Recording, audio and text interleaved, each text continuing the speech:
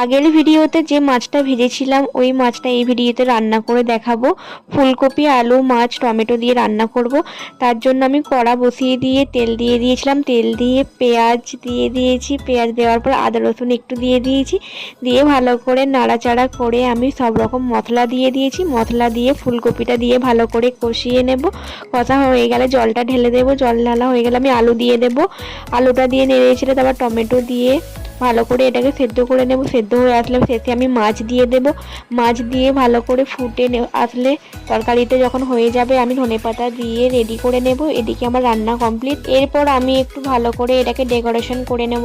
এটা আমার মিনি কিচেনের মেম্বারকে খেতে দেবো, তাই জন্য আমি ঠিকঠাকভাবে রেডি করে নিয়েছি। দেখো এটা থালিটা কত সুন্দর দেখতে লাগছে।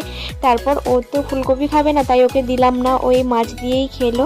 খেয়ে বললো খুবই টেস্টি হয়েছে রান্নাটা। তোমাদের যদি ভালো লেগে থাকে লাইক, কমেন্ট, সাবস্ক্রাইব প্লিজ করো।